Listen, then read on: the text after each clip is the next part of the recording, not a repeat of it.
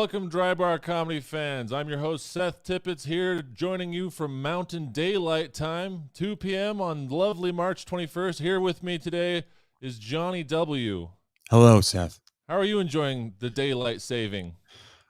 Did they make it permanent? What's going on there? I heard it went through the Senate, and I don't know if it's going to get through the House. Those They'll lousy find a way to mess it up. You know, they'll mess it up. They always find a way. yeah. Whatever politicians. It's like the one thing that everybody wants, right? So 100%. Like, we can't. 100%. I had this someone needs to be a correct me. wedge issue for the midterms somehow. So we got to keep this. We need more daylight saving. That's need right. it. That's right. I don't know why I went with Kennedy. You went Kennedy. That was. I could have gone Trump or Biden. I don't have a good Biden. Does anyone really have a good impression of Biden? You've got a Kennedy head, though. It's a big head. Is that a compliment? It's very like it's imposing. You know, the only like you thing look at that head, and you're like, there's thoughts in. You go, there's thoughts in that head. I bet he could lead. He could definitely lead. Can't find a hat. Can't find a hat. Needs a prescription hat. That head, yeah. I started to say that head would float to the surface of Chappaquiddick, but I would never say anything that so rude, horribly insensitive. But anyway, of course not. I mean, it's not like I was made fun of growing up, being called names. Look, Seth, no. Chappaquiddick. No, listen. You've got an imposing head, and you have a lovely head of hair to cover the head, mostly. Yeah, it's to make it less noticeable. That's the reason I have the goatee. The goatee helps. I shape it like a topiary, so it gives me the appearance of a chin. Like if I were to shave this, you'd be like, "Whoa!" It's like a Bob's Burger character; it just drops off. But with the goatee, it's like, I bet that guy's got a chin. You would bet with me that I have a chin, and you would lose that bet. But with the goatee, I love the Bob's Burgers reference. That's how I also refer to chinless folks. They're a Bob's Burger character. Look at this Bob's Burgers. Even like the attractive people in a Bob's Burger episode, you're like, oh, he's supposed to be the attractive. Like he's like nothing. Yeah, it's all right. Yeah, I also enjoy the use of topiary. That's an underused word. Guys, I'm known for being a very literate, thoughtful comedian. People come to me for that kind of commentary. For the new words they need. Yeah, there's a lot of silly comics out there, but what people want from me is like, I wonder what Johnny's think about this issue. And I bet he's going to have a really interesting take full of 50-cent words. Oh yeah, 50 cent. I was expecting $6 words. $6 words, top shelf words like topiary and Bob's Burgers. No, I'm bringing it. I've got like a calendar, like a word of the day calendar. You don't see it; it's not in frame, but I'm just going to keep using that. Was topiary the word of the day? Topiary was the word of the day, and that was the word for today. We may get, depending on how deep this goes, we'll get into the other words. Just randomly working in like philodendron or whatever. Like we're out in the. Philodendron. Gardener? Yeah. Definite Webster's. Did you just change angles? What happened there? I got camera 1. I got camera 2. I'm my own producer over here. This is something. This is intimidating. I don't like this. This is what I spent all my money on during the pandemic. I have nothing but buyer's remorse for the 28 cameras in my house now. Yeah.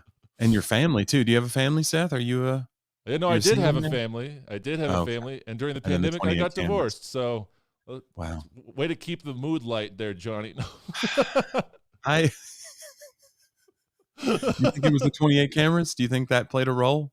Those were post-divorce. Those were post-divorce cameras. Okay. I needed more eyes on me to make me stop feeling the horrible self-loathing. Yeah. Well, you're doing the right thing. And feel better. I don't know what to. How do you say? Yeah, nobody knows what to say.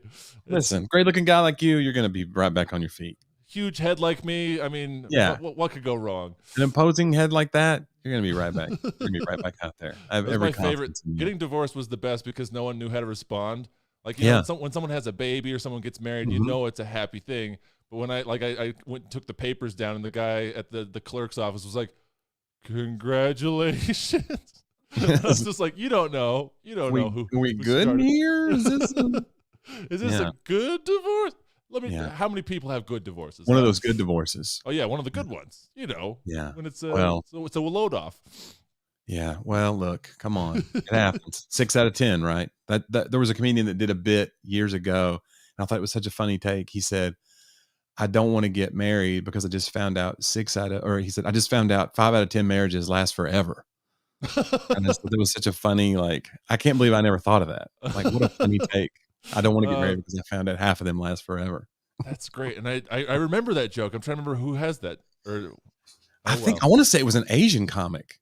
Was it? But maybe it's been done by more than one comic. That's one of those bits that like you're not sure easily have. Right. Yeah, it could easily have one of those things. That happens online. I'm sure it's happened on Dry Bar. Have you ever had that happen where somebody does a Dry Bar and then they're like, that's an old so-and-so bit. And you're like, oh boy. We have lent our platform to a hack. You're like, and he's monetized someone else's jokes. Yeah. I had, it's never a good thing when someone tells you you're like, oh yeah, I saw that on Last Comic Standing. You're like, it's dang it.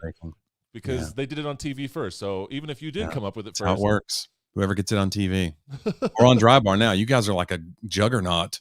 Oh yes. We're nodding all the jugs. I don't know what juggernaut means. You are running through walls with a gigantic, weird concrete helmet on, just running amok. You took it to X-Men, I see. I did, yeah. That's about as much as I know about that word as well. About juggernaut, yeah.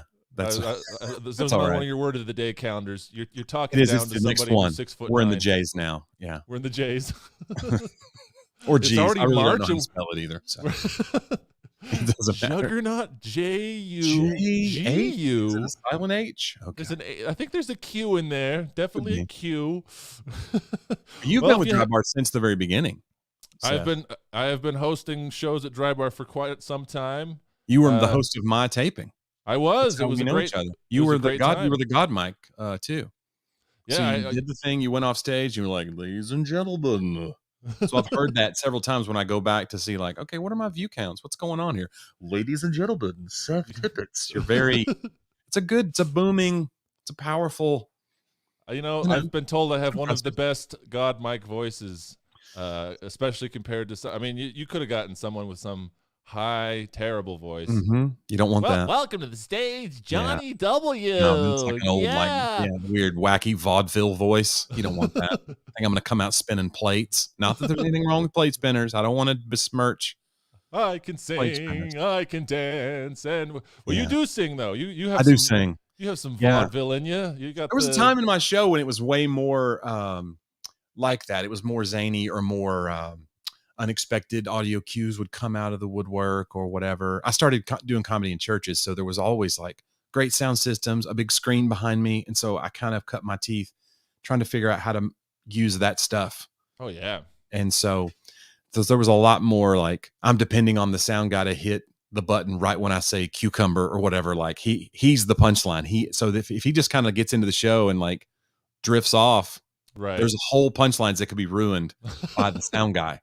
So I had to I weeded some of those out to make it like more, there was fail safes in the show where like, oh, he forgot to hit the thing. So that's a pretty big, awful moment in the show where there's just nothing happening. But now I feel like I want to add more of those things back. All that said, like, I feel like I need more. Like I went and saw Blue Man Group when I was just starting comedy, probably 2010 or so. I'd been doing comedy a couple of years.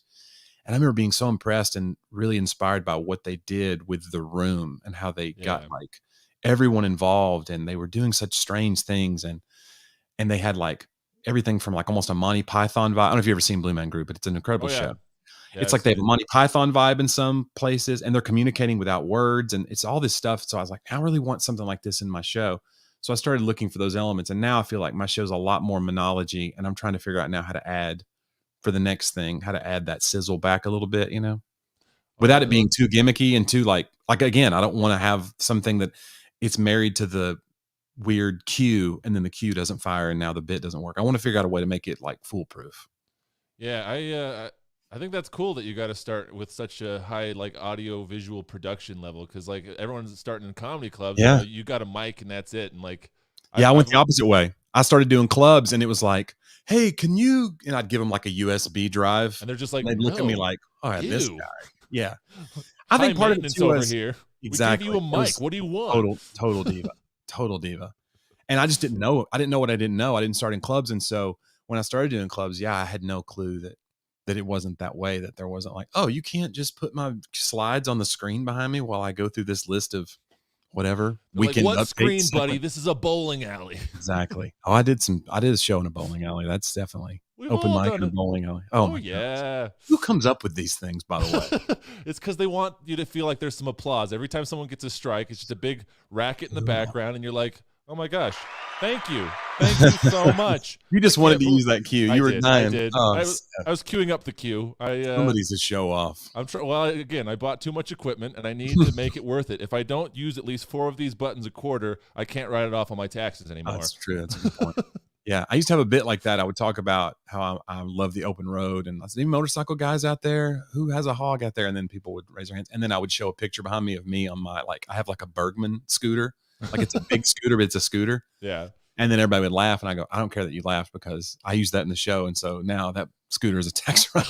And it's true. It really is. Like it's a joke, and it was true. Yeah, if you have, like I literally could tell my tax guy, like, "Well, I have jokes about my scooter," and he goes, "Okay, well then it's a tax write-off." No, I bought it. Gosh. I bought it to have I need to write more jokes about my house. That's right, man. Yeah, I don't know if houses work. Yeah, you have to kind of prove that you bought it to have the experience. It's almost like when you go skydiving, so you can have the crazy skydiving bit. Right. Or whatever. You could probably write off the skydiving.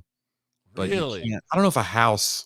I don't know. There's probably tax guys going to comment now, be like, "No, you've committed fraud." This is your audit starts now in the comments. Exactly. They're flagging my account as we speak. It's okay. I had a good run, Seth. As you know, there's a house in Utah that they built. It's like they built it to look like Up, like from really the Pixar movie. It was like a gimmicky thing that the builder did. Yeah. I wonder if you bought something gimmicky, you're like, this is going to be a joke, and then maybe it's got to be funny. Yeah. It's got to be a funny house. You can't just buy a haunted house. That would be. Yeah, that is. I have no idea. Buying a haunted house would be, because then you get to have the experience. That's the thing too. Is comics. We talk about that a lot when I do podcasts about what other comics about. Like, you get to a point where if you don't start making yourself try to have new experiences, all your jokes end up being about like the road. Right. Every other comic has those exact. I mean, like they're having the same experience. They might not have the same joke, but it's definitely rental cars and airline food and whatever else it is. Well-trodden territory. So you want to have that crazy, And then I bought a haunted house. You need that bit. That's your new 30 minutes or whatever about living in a haunted house. And then you just hope you get a good tax guy. That's this is the tax evasion live stream with Jonnie W and Seth Tippetts. I'll have like the next special will be like Willie Nelson's IRS tapes. Remember when he did the whole specials? You're too young to know this. How old are you, Seth? I just turned 30 actually. Okay, yeah. So I'm 47. So Willie Nelson evaded taxes for much of his early career. Yeah, and then he got like sued and threatened with imprisonment because you can't do that. Like you can owe taxes, but you can't not file taxes. They'll throw you in jail. So that's what Willie did for years. And so he literally got with his studio and produced like, I don't know if it was 1 or 2 records, but they were literally called the IRS tapes. And he just put new music out and it was just to pay the bills. And a lot of his fans bought that because it was like a marketing campaign. Yeah. Cause they were like, well, let's help Willie out. He's going to go to jail. And he beat the man. It's Willie. What can you do? He's an icon. But also think about how much music he would have gotten as a folk singer in jail. Like, isn't that where like everyone gets all their good jail songs? Yeah, that's true. Maybe he blew an opportunity there. Willie. I think if you can stay out of jail, it's probably a good idea. Most of the time. You don't be like, this would be a cool thing. I could write about going to the bathroom in front of other people.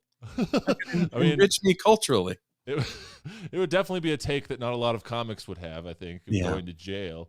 Yeah, I don't want to go to jail. Maybe I could be wrong. Maybe I'm one of the only people who's maybe my career is really going to take. I think if I knew that I was going to jail, if I knew I was going to jail and it was like it was going to happen, I would try to put a spin on it and be like, well, this will be 10 minutes at least. But 10 minutes. Good. But in the whole leading up to going to jail, I would be like, how do we get out of this? Right. It's just once you know you're going, then you put the spin on it. But anyway, have you ever performed for jail? Is that a thing? I have a couple of times. Yeah. Have you ever done it?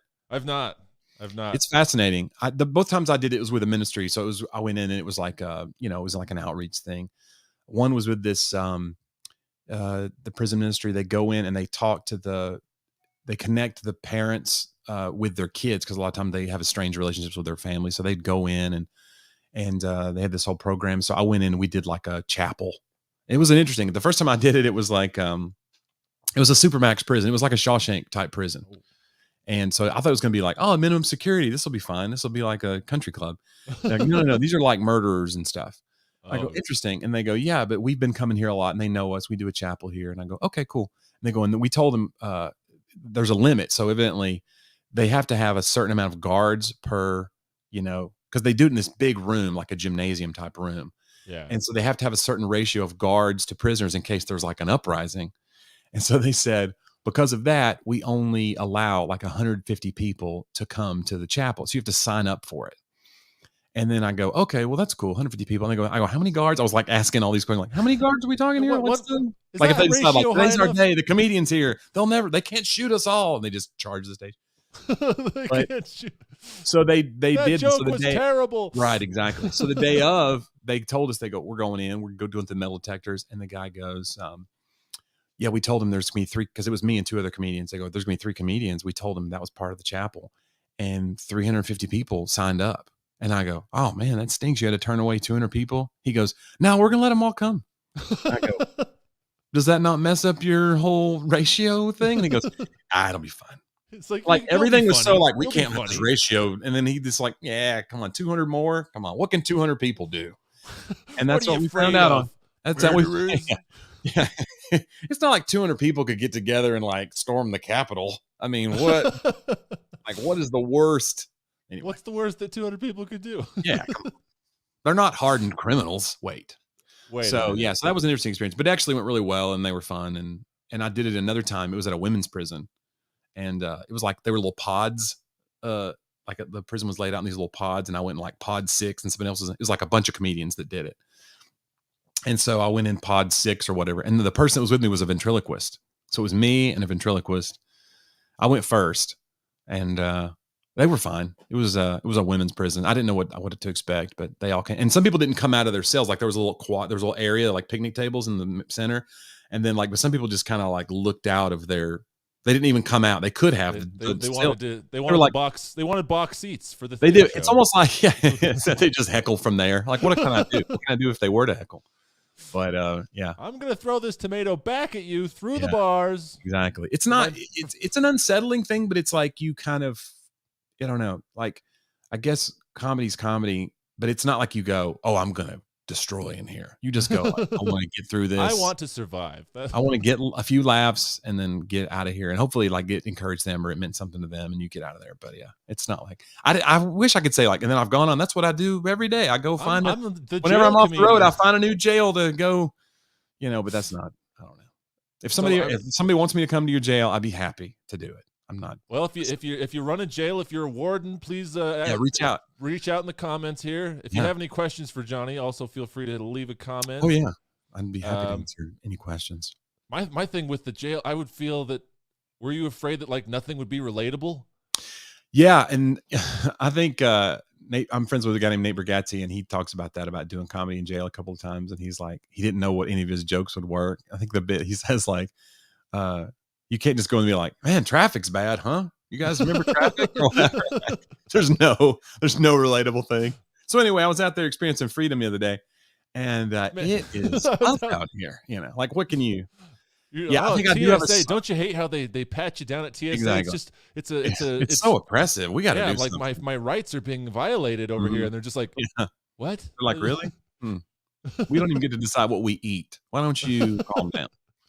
That's how I felt doing jokes right after not after the pandemic, because I guess it's always going to be here forever. Yeah, you can't say after the pandemic. No. You can't say, aren't we glad that's over? Because there's always one person to be like, we're in the middle of the pandemic. Right, exactly. But I remember the first show I did back with an audience, I was like doing all these jokes because I had jokes about airlines and this and that and complaining about the minutia of whatever. And it's just like, none of this matters. Right. People are dying. And I was like, it felt so pointless to talk about tiny things. I better throw away all my material because no one cares about gluten-free muffins anymore. Like, it's like and I don't know. I decided not to do that. I decided not to make a bunch of like what I called like COVID comedy content. Like there was like people who decided to just really dig in and make their entire brand about, I'm going to be the first one to have the testing joke or the whatever. And I just thought, well, this is going to have it's going to have a weird shelf life. And B, it reminds people that we're in a pandemic, which is strange because they're really coming to your show to probably forget about that. Right. It's almost like political comedy. Like you can have a really funny political joke, but they get that all day from Fox News and CNN. So like, do they really, is that really what people, it divides the audience immediately.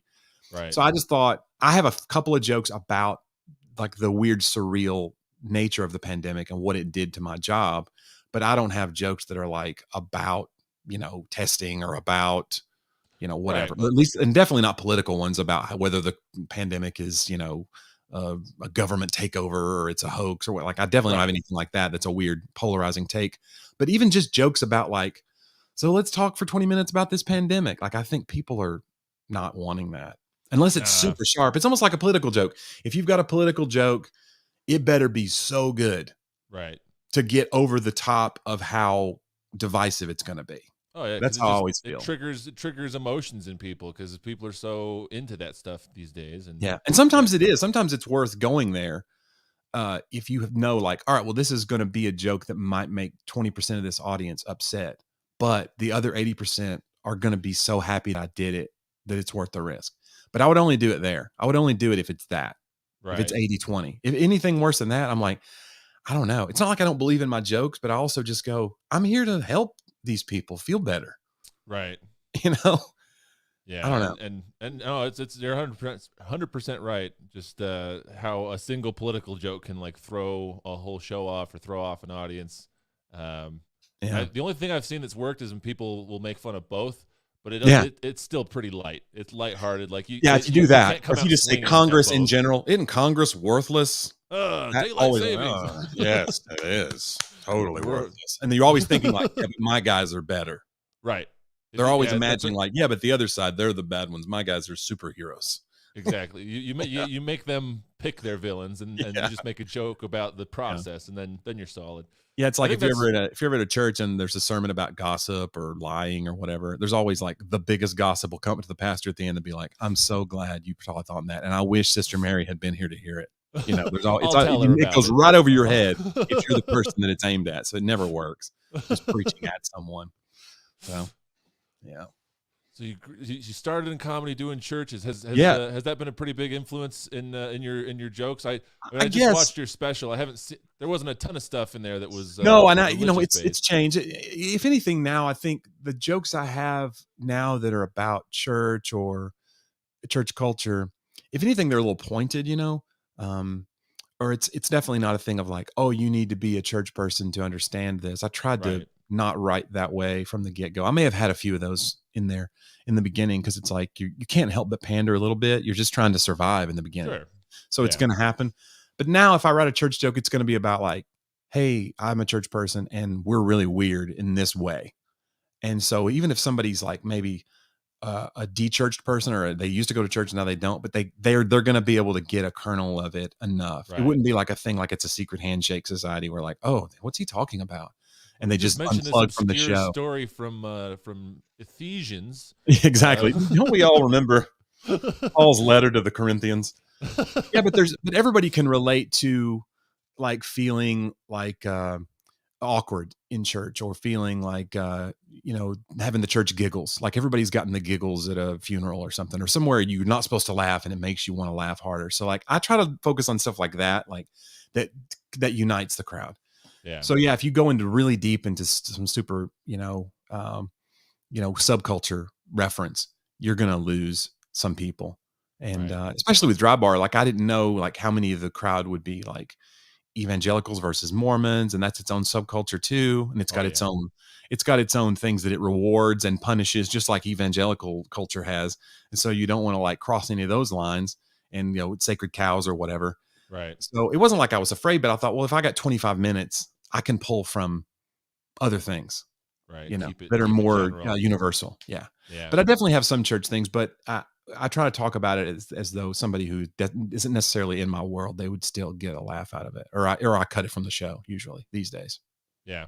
Do you keep some of those things around? Do you still do churches or? Yeah, I do. I still do churches a ton, and I do like conferences and leadership conferences, and then some corporate events, which corporates are a whole other thing. You're doing that, and it's like, you almost can't bring up any reference to any organized religion, right? Unless you're going to be very vague, because you don't want HR getting emails because you made someone feel uncomfortable because they're whatever, Well, especially if you made fun of Wiccans and I'm a Wiccan or whatever it is. You made fun of pagans. How dare Halloween is my favorite holiday. Well, that's the weird thing about corporate comedy, that like young comics, when I talk to them, I've been doing this 14 years, and you talk to young comics and they start getting like corporate, you're like, they're like, what's your advice? And my advice is always like, it's better for you to bomb than to offend somebody at a corporate. Right. Like they would rather you bomb, get your check, and it was really flat and you get out of there, rather than, man, I torched the earth and it was amazing, but I said like 5 things that got 10 emails sent to HR, Right. and they'll never hire me again, and they'll probably never do comedy again. Like that's way worse than just bombing and just swallowing your 45 minutes whole and getting out of there, you know. but it's hard. It's a comedian. You're like, I know this is funny, and I'm going to go in here, and you have strong convictions about it, and you're like, yeah, but sometimes it's like, just, you know, there's a time and a place for it. But yeah, that's the thing. There's every culture and subculture has like weird like rules, and sometimes as a comic you feel like, well, I'm an artist, I'm going to go in here and just break all the rules, and it's like that's a risky game. Oh, and also, we're not artists. Okay? It's a business. It's a business. If people don't want to hire you again, like, repeat customers is huge in comedy, because there's really a limited number of places that want comedy. I think everyone wants it on the internet and stuff, but like as far as venues, like there's a limit. I mean, it's not, you can't. Yeah, and they need to like you. That's the thing, is like everybody wants to be liked, but nobody wants to admit that we all want to be liked. Especially if you're a comedian, because you're like, you got this avant-garde sense of yourself sometimes. If you've been doing it long enough, you're like, but I'm the punk rock version of this. I don't need them. That's why I'm good, because I go in there guns blazing. I don't even care. And it's like, yeah, well, you're not going to work a lot then. They need to like you. Right. You know, even if they don't agree with everything you say. Now, I like playing with people's perceptions of things sometimes and saying like, oh, I know we believe in this, but isn't it funny that also this is true? And you show the inconsistency a little bit. Like you can do that and play with that a little bit. Like I do that sometimes with like veganism, and versus like I have a joke about, we eat meat, but we change the name of the meat if the animal is cute. And so I'm a meat eater, but I'm also like going, yeah, but we have these little coping skills in our culture that make us feel better about eating an innocent animal. Right. And let's explore it. But I don't do it in such a way where a meat eater will be like, oh, how dare he? He's a green earth person. Like they can still get on board, because I'm not going so deep and I'm not slamming them. But I like toying with people's perceptions and their beliefs. But there's a time and a place where you go like, they need to like me. They need to recommend me. This is an audition for my next show, in essence, you know? So you gotta like tread lightly sometimes. Have you had any like, I mean, like with that joke, have you had vegans or anyone reach out and say something weird? Do you read the comments? Are you a sadist like me? I can't help it. I can't help it. You're so not supposed to. I know. It's so bad. 100%. Like I think everybody does. I think even the people that go, don't read the comments, they're just sitting there just they just have enough good ones that I always wanted that about Dry Bar too. If you had people that go in, because I had so much overwhelming positive comments from my special, and I was just like, and then every like 100th comment would be like, I liked him until he went to the guitar or whatever. They'll always have, there's always one person that's like, you're not a real comedian if you play guitar. Yeah. And then I, you know, there'd be like every 200th comment would be like, wife, he's clearly gay. Like there was a few of those. It's like, all right, whatever, man. It's cool. I don't, you know, look, I talk about my feelings and I talk a lot with my hands. Like whatever, if that makes me gay. Okay, whatever. whatever. But yeah, so most of the comments were so positive that it made me go, like I was talking with another Dry Bar comic about it. I was like, do they have people that go in and just be like, delete, delete, delete, like to save the thing? Like, I have no idea. Maybe I don't want to know, Seth. Maybe I don't. I can tell you for a fact that they don't have those people. Because they come after you. Look at the comments on my special, because boy, howdy, did they talked about my head. Oh, no. Who would do such a thing? It's horrible people. People are monsters, Seth. People said I was wearing a blouse. They're like, that's not a shirt. That's a blouse. I was like, listen, it was long enough, okay? I don't care if this was a 13-year-old dress. I remember watching your clip, and there's a blousy quality. It's a very flowing, but I always think you're kind of like a Gaston. It's like it's a flowy, but it's like there's probably a decent like build guy underneath a cravat under it. And it's like a puffy shirt almost. It's got I don't want to be a pirate. He's a swashbuckler, I bet. He's a swashbuckling comic. That's another word of the day, by the way. Oh, there you go. Swashbuckling. We got topiary. We got that other word that sounded like some kind of disease. I don't remember what. I know it's hard to believe, but I did not go to college. I'm just this bright. What? So if we're saying that your comments are like, you've had some negative, you've had some. Oh yeah. Oh. So what we're saying is that my special is that good. Is that what? I looked at the comments. Scientifically, If your ratio is 100-1 for bad comments, my ratio is like 1-2. Okay. No, Seth. It was like, this guy was real funny until he made that one joke about Trump, and I regret it. I still do. I didn't remember. Did you have a Trump joke? It was the dumbest thing. I wrote it like the week before in the Oh, shower. I that's was like, a rookie mistake. I should put this in the special. Yeah, exactly. I thought of this move. on the way to the stage. This will kill. And like it did fine with that crowd, but like so many people, and thankfully it was pretty far in. It was like 27 minutes in or something. Yeah. I had so many people who were just like, he was fantastic until that, and then I stopped watching. And you know what? You look at the views, and there's a big drop. It really does dip. Oh man, there's a drop off right after 27 minutes. You've gone deep into the data. That's worse than reading the comments. You're like, how long are they watching? How long do they like me before they decide they don't like me? Precisely when do they hate me? That's right here. It's right here. Man. Yeah. If I got into that, like I don't know enough about how to get into that to know that, but that would bug me. Like I'm that guy that I would focus on that and be like, why would that be the thing that and then I would be like, do I take that out of the show? And and then my wife would leave me. She'd be like, all right, we're done here. You know what? That's why my wife did leave me. What it is. But you've got the 27 cameras now. You're doing great, Seth. I'm doing great. You made the right call. Oh boy. I think we have a question over here. We have a question. We got Penny Joe Hatch. How much do you spend writing jokes, and how much is freestyle depending on how it's going over with the audience? I wonder if is she asking both of us or just me? I think probably for me, just me. I think for me, I write jokes a lot now on stage. So it's kind of both. So I think in the beginning, I was just writing all the time just because I was trying to build an hour of material, because that's basically what you need to have a career. You need at least an hour that's really dependably good in every room. And so I was desperate to get to that number of jokes. And so I would write constantly. And then obviously a lot of it didn't work. And then you weed it out until you get to that. And then, but I had this thing in my head where I don't know if it was like we talked about subcultures having rules. I think I had this like unwritten rule about comedy for myself that I don't think other comics had, but it needed to be like funny on paper before I would say it on stage. Like, in other words, if I could, like, you see comics who can get by on, like, if I was to read you certain comics jokes, you'd be like, I don't get it, or that's not that great. But when they do it, it's like, boom, it's like fire. Right. Because their personality can get it over. Right. Yeah. And I think I didn't have any of that confidence when I started. So everything needed to be like, anyone off the street could read my joke. Like Mitch Hedberg. Like if you have a list of Mitch Hedberg's jokes, you can go into a party and just start reading those and get laughs. Like that's how well crafted those jokes are. And I wanted my jokes to be like that, whereas like they're totally bulletproof. And I think now my personality over the last like 5-6 years, it's starting to come out on stage too. And so now I want to be able to figure out how to write on stage in the moment. So it's a little bit of both. Like I want to go with polished material that I know will work in every room, but I also want to be ready to like go off script if something happens in the room, or if I feel like the room is really with me. Like you talk about like when a room is really with you and you did the Trump joke because you're like, well, they're with me. It's 27 minutes in. Like that's when comics can really start to explore and you can get really deep. You can build new things that are onto old things. It's like a Lego block you're adding, and that's really cool. And but you can also find out like, oh, I've gone too far, or they weren't with me as much as I thought. Like when I was taking writing class early on, there's a guy named Bill Gorgo, who's a Chicago comic, 40-year comic, wrote for Jimmy Walker back in the day, all this stuff. He's brilliant. And he taught a writing class at this thing that I did. And one of the things he said was that I always remember, he said, when you're starting out and really forever, you need good crowds and bad crowds, because a good crowd will help you explore and a bad crowd will help you edit. And so whenever I have a bad crowd, I'm like, well, this tells me like this joke's too wordy.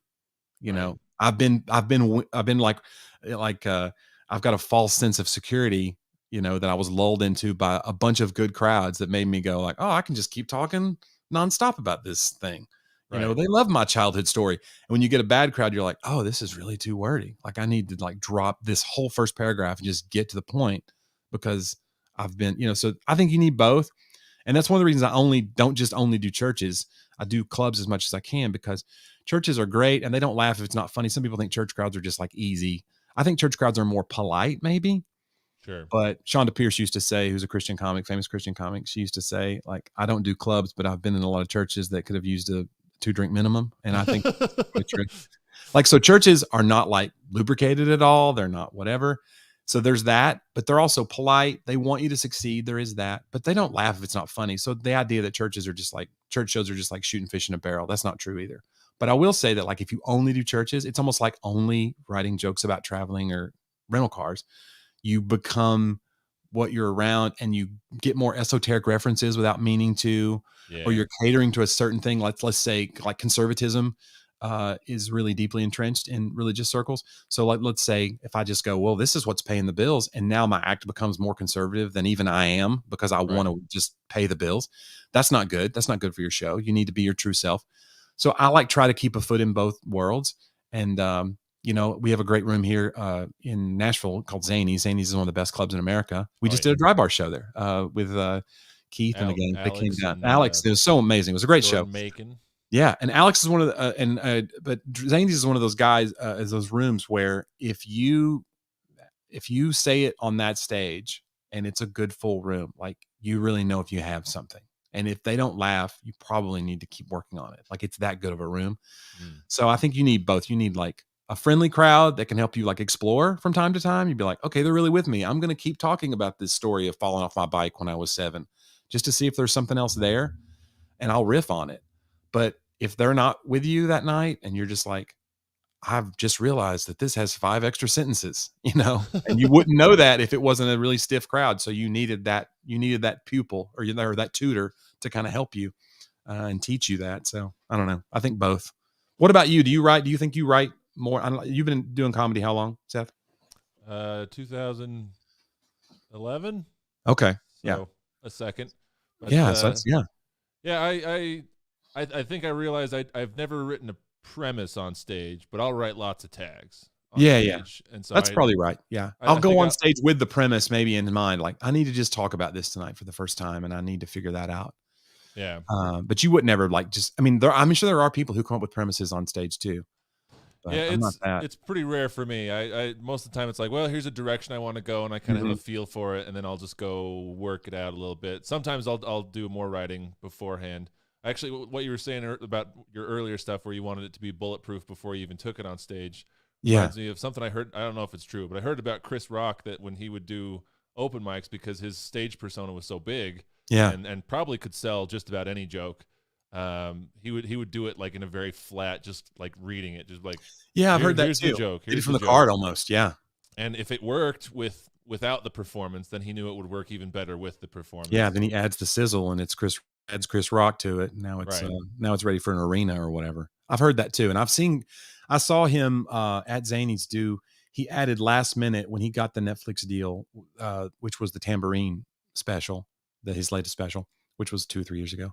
But he added like 10 shows at Zany's last minute, and I happened to be off the road, and I got tickets and went because I was like, I want to see him work this out. And he did. Yeah. He had cards, and he had a few other comics in the green room helping him tag things, but it wasn't flat, but it was definitely it wasn't like the preacher Chris Rock character from Kill the Messenger or, Bring the Pain. It was a different vibe. And it was interesting to watch him. And it was right after Trump's inauguration. It was that week. So I really was fascinated to see what his take on it would all be. Because here he was coming to Nashville, which is a really red state, but it's a blue, like we're the only blue county in a very red state. He's this, Hollywood, basically. I knew he was a Hollywood like liberal, but I wondered what he would have to say about this phenomenon of Trump winning the election. And he had fascinating takes, and he was very interesting because he would poke fun at both parties. And he was really fearless about it, even though he knew like this will tick off the people who voted for Hillary or whatever. Right. And he still went there because he's Chris Rock. But yeah, he definitely didn't have as much sizzle that night. But it was still really cool being in the room watching him work it out, Oh, I can imagine. Yeah, that'd be awesome. We got another question here from Brian Blues on YouTube. What is your worst heckler story? Worst heckler story. I've not been heckled a ton. Here's the thing, like, if you've been doing this 11 years like you have, that like there's different kinds of heckler. People always think of a heckler just screaming out, "You suck." That's the heckler or whatever. You're the worst, and I don't get it. or they're shouting out. It's always my mother. Ugh. Right. It's right. You're like, I told you to wait in the car. No, but they come in a lot of different flavors. And most people who are heckling your show don't even realize they're doing it. They think they're helping, or they think they're just having a good time, or they're just drunk sometimes. I don't have a ton of that because obviously I do some churches and things like that. So I don't have it like, I always tell people, Sister Margaret is so drunk this week. Well, yeah. My buddy, Marty Simpson, who, did a drama special. He always talks about people ask him like, are there hecklers in churches? And he's like, it's rare, but when it happens, they're always 8 years old or under. And that's true. Like there's always like a random kid at a church show just running in the front of the front row, and the parents, where are the parents? What's happening? And he's screaming, and he's got a toy, and he's, that's the danger of a church show. So it's not really a heckler. I think when I started running out of batteries, that's when it happens. Exactly. That's right. Where are the iPads for these children? Who is parenting the kids? Do you need my Netflix password? I can help. But yeah, it's weird. So I don't have a ton of like horrible heckler stories, but I remember one of the first times I did a club, somebody was up front and I was supposed to do like a 10-minute guest set. And it was at this room in Jackson, Tennessee. And it was basically a bar and barely a comedy club at all. And people were so drunk by the time I got up, and there was a couple in the front row. And I remember, I still don't like it's weird to say, I make eye contact with pockets of people now, but I try not to look at like specific people in the crowd because I'm always afraid I'll see this guy. Like I don't, and that'll rattle me or whatever. So I listen to the crowd more than I watch them. I listen for I know, this person over here really likes me. I'm going to focus over here, but I just take an overview of the crowd. That's kind of my style. I've got a little bit of social anxiety for a comedian, I guess. I know some comics deal with that, but I do. I'm very open about it. But so I just kind of listen. But I remember I was doing this set and I looked down because they're the front row, and I was like, there's motion happening. I'm like, what's going on? What are these people? I thought they were eating at first. I was like, are they eating? Like, people are eating. It's okay. It's a comedy club. They weren't eating. They were like making out like the plane was going down. Like it was like no one else in the world existed but them. It was on the front row. You couldn't even have 4 rows back. A club table from each other.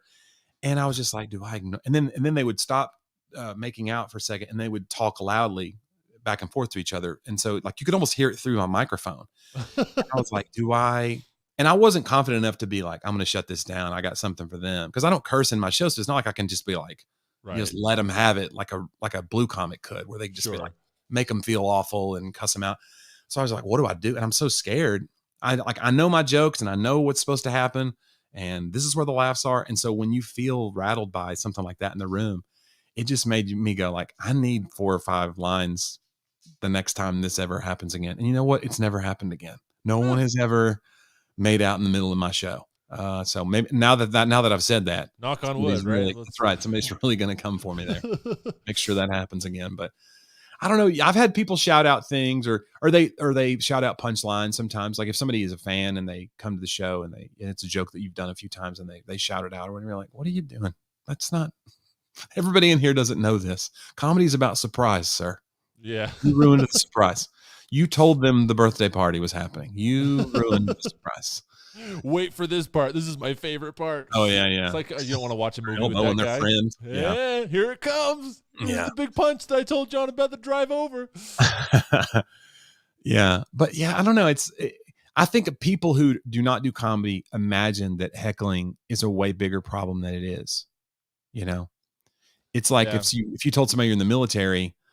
Like I don't have a military background. So when I have friends who go, yeah, I'm joining the whatever, or I was in the Marines for whatever. And I go, oh my gosh, whatever did you? And they always go, no, I worked at a base in Germany and I fixed cars. Right. Like most of them have stories like that. Like that's, right. But we always imagine like, did you get shot at? Like, did you? And a lot of them did, but I'm saying like most of them don't. Right. And I think that's what comedy is. Comedy be like, did you get heckled? Did people, whatever? Did somebody throw a beer at you? Were you behind chicken wire? Like in Blues Brothers? You know, and you're like, no, people want you to be good. Right. But here's the thing. People are that selfish. They want you to be amazing so they can go to work the next day and brag that they just saw the next Chris Rock, George Carlin. See what I'm saying? So they don't come going, I hope this guy stinks so I can take him down a peg and ruin his night. They hope you're great because they spent money to see your show. Right. So like, so it's weird to think that like everybody's going to a show to heckle you. And some comics have that attitude too. You know, too, that you've been around enough comedians that some of them are backstage facing like 8 Mile. They're just like, they don't know what they're about to get. And you're like, oh, they love you. People like you. Just go do your jokes, you know? I think there are comics, like, depending on the style, like you said, like blue comics, and like some people, like, their whole thing is to get hecklers almost, I feel like. There's a whole subculture of that's happened because of the internet, of like heckler owns, etc. And you're like, I wonder about this. There's a comic. Is it encouraging heckling? Like, is this not just encouraging more people? I get to be on this video. 100%. Because if someone's never been to a comedy club before, and I've had people say that, like getting kicked out of a club, they were drunk, they were saying stuff, or they were talking, and they're like, well, I know how comedy works, and this is how it works. Why are you kicking me out? It's like, I'm part of the show. They think they're part of the show. They're like, I'm doing my part. Now you do your part. It's a dialogue. And you're like, no, it's a monologue. Your part is to laugh or not laugh. Right. And I mean, I'm not that great at crowd work. I don't know.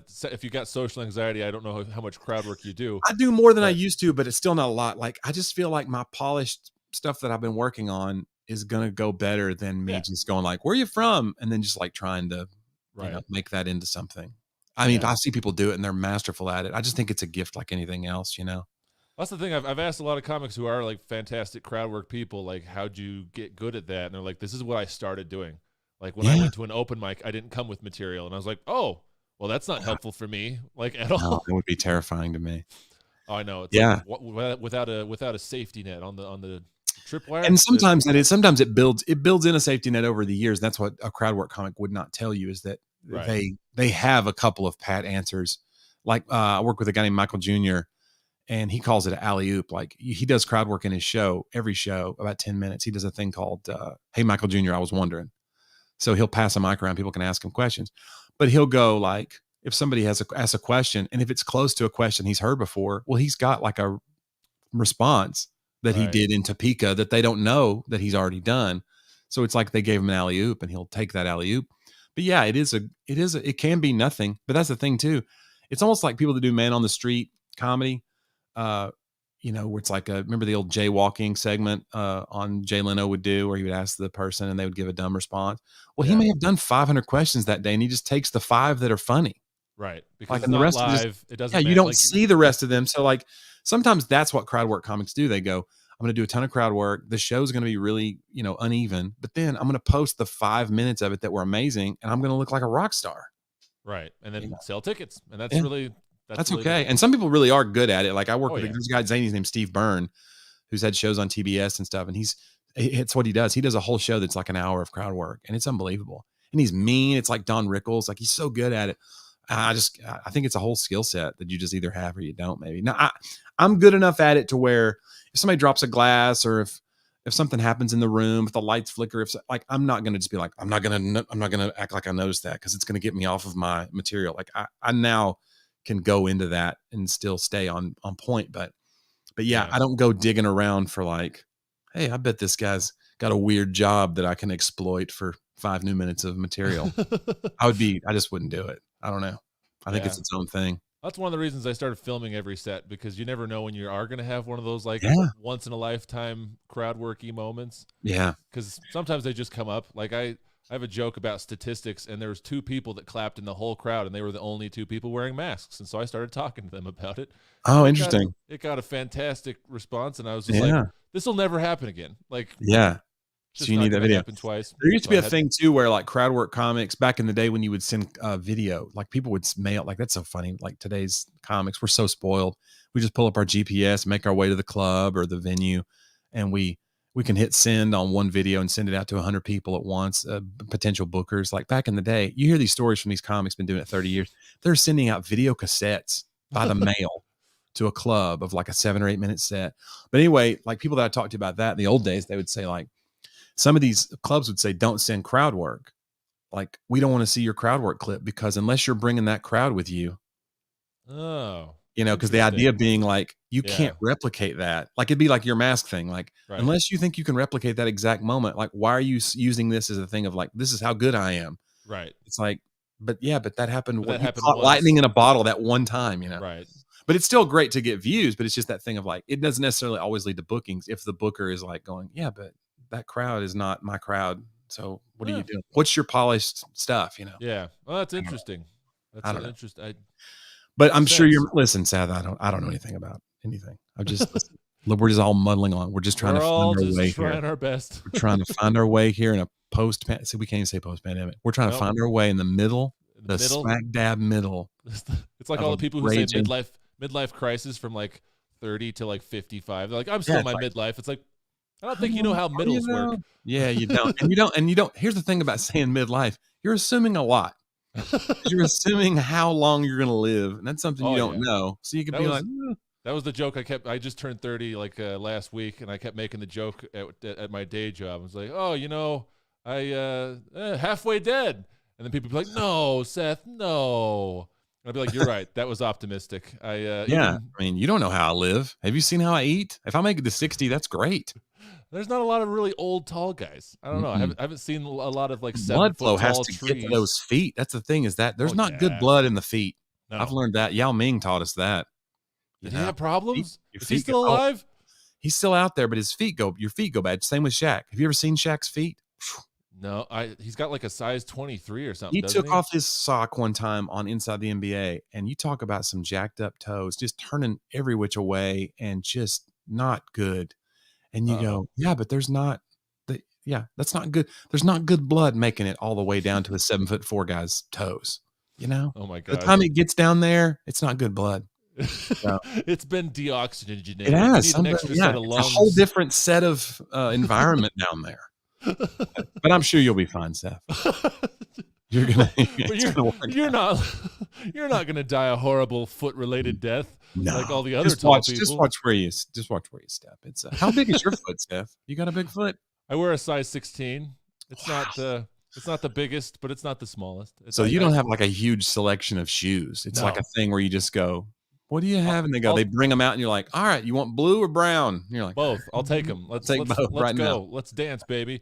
I got the Nordstrom rack, and I got Ross, and every pair of shoes is some weird color because it was from a sports team that nobody's played for. It's like, oh, you want these bright purple shoes? Clown shoes. Yeah, those are definitely 13, and it was hard enough for. Now you can find 13s pretty much. But yeah, 16. That is. I wore a 13 when I was 13. I had problems. And you played basketball too, right? So it's not like you're just a gigantic tall guy, and they're like, no one will play basketball. Some people that are really tall, they have a chip on their shoulder about being assumed. They have that assumed onto them that they play basketball. Like, why? Just because I can touch the rim flat-footed, get off my back. And you're like, sorry, we thought a good thing about you. One of the guys on the team at the University of Utah, he could touch the rim flat-footed. And I'd be shooting free throws, and he'd shake the rim back and forth just to make me miss. He had a 7'7" wingspan. He was 7'2". Wow, 7'7" wingspan. You got to get creative shooting around someone like that. Yeah, that's like a no-fly zone, my friend. That is no good. It was rough, especially like being in high school, being 6'9". I didn't get blocked a ton, and so just getting completely stuffed daily was a blow to the self-esteem. Well, it's a Utah story because I grew up watching the Lakers, Magic Johnson Lakers, and there was one year that they made it. They had just won the championship in '87, and they were going for the repeat in '88, and they came up against the Utah Jazz, and they had Mark Eaton, and he blocked like 4 times. He blocked Kareem, and Kareem has like an unblockable shot, the hook shot. Oh yeah. And Mark Eaton was like 4 inches taller than Kareem, and it's just like, nope, just flat-footed, just like, no, sir. Well, you know what else? Mark Eaton was left-handed. Oh, right. I don't think I knew that. I think he had one of the I think he still has the most block shots in a season record. Yeah. Because people didn't know how to game for that. Because they're prepared for a right-handed. Yeah, maybe. Yeah. I think he could like reach farther because it was like mirroring like where your shooting hand was. I'm not sure, but I think he I got to work out with him a couple times before. Oh, really? Yeah. I was supposedly a great guy. He was super great guy. Yeah, very beloved in Utah. Very beloved. He was a nice guy. Bad back. He had back problems, but and bad feet probably. That happens. That happens. The back's not getting good blood either. Seth, no. Good luck to you in your future endeavors. Is what I guess. I'm sure. I asked the doctor. I was like, Doc, is there something I could have done? He's like, I don't know. He's like, I don't know, be 5'6". That would help. You basically said, he's like, you've been tall for too long. And I was like, I don't need a funny doctor. He literally said that. And I'm just like, you've been tall for too long. Get out of here with you have a neurology degree and you're coming at me with that joke? Beat it. Yeah. And then I went home and cried. It was fun. Yeah, it's okay. Oh, man. Nobody roots for Goliath. That's what Wilt Chamberlain said. Nobody roots for Goliath. No. That could be your next special, Seth. Oh, my gosh. That's a perfect name. Nobody roots for Goliath. I was also thinking Tippetts of the iceberg. Okay. A little play on words. A little play on words. People like that. Yeah. Maybe a topiary reference in there somewhere. Calling it all the way back. So why isn't Allegra paying you royalties yet? That's what I want to know. I've had a lot. That's one of the things that people say a lot at my show about that bit. Oh, yes, that should be a thing. I don't know. That like we should a lot of people make. A lot of people make jokes about brands, but they're usually negative. There's nothing negative about Allegra. That's true. It's not negative. Like it's a positive. It's a good song. You got that little key change at the end, which I got chills. I got chills. Thank you. I've got it's true. I have jokes about brands, and I did.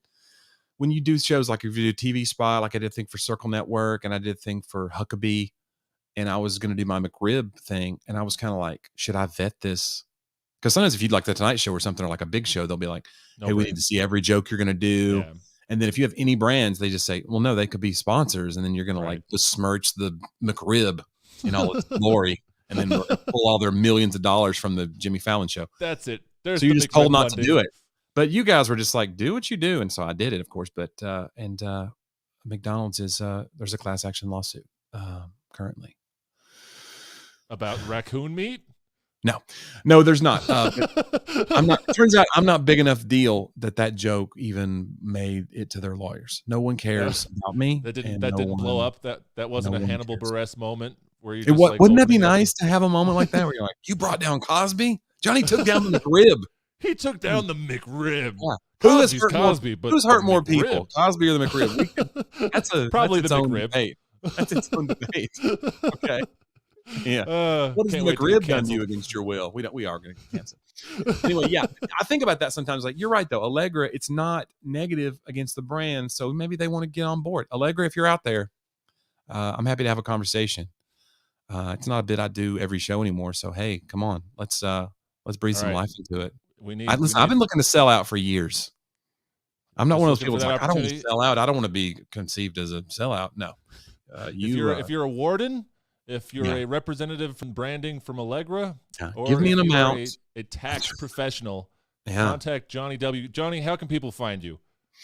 They can find me at JonnieW.com, JonnieW. Oh, it's on the little ticker down there. There you go. Whatever, your CNN ticker down there. Or Fox News, depending on your politics. Or C-SPAN. If you're a C-SPAN person, we don't want to. Is anyone really a C-SPAN person that's under 60? I don't know. True. That's just watching that. Oh, I can't wait to see this congressional hearing. This is more exciting than bingo. Yeah, it is. But no, so you can find me at JonnieW.com. All my social media is linked there too. And a lot of new stuff coming out. I've got... there's a new taping I just did for Circle Network that'll be on their channel soon. I think they're on some cable providers. It's a network through the Opry, the Grand Ole Opry. So we just did a taping for them. And of course, I'm doing my second Dry Bar taping in April. April 23rd, was it? April 23rd. So you can get tickets to that, I believe. I don't know if it's on the website yet, but I think I saw it on the website. So if you're in the Utah area, come see Jonnie W down. Please come hang out. Provo, it's going to be all April stuff 23rd. That's not on my first Dry Bar. So you get to see all the new stuff, and it's going to be great. I'm very excited to come back. Dry Bar's been very good to me. So Dry Bar was glad to have you. And if you haven't seen his first special, it's I wrote it down here. We got Not My Cup of Tea. Not My Cup of Tea available now on YouTube, Facebook, and the Dry Bar Comedy Plus app. If you go to drybarcomedy.com/Jonnie W, he'll actually auto-populate a promo code that'll give Johnny a little cheddar. Little bacon. I like that. I like a little sugar. I'm not going to turn down that. He's looking to sell out, so please use that link. Help me. Drybarcomedy.com. You got any other tour dates coming up you want to promote? You want to push anything? Gosh, I don't know. You can go to my website. There's a store there. You can buy my first special, which is called Live at the Franklin Theater. There's a download there that you can buy for $5. That's a 1-hour special. It's got a bunch of stuff that wasn't on my Dry Bar. I've got tour dates on my website too. So yeah, if I'm coming to your town, come see me. Come say hello. Well, awesome. Well, it's been a lot of fun, Johnny. Thanks for chatting with me. good to see you again. Yeah, you too, man. I'll see you again soon. I'm excited to see the second special when it comes out. Me too, man. Thanks a lot, Seth.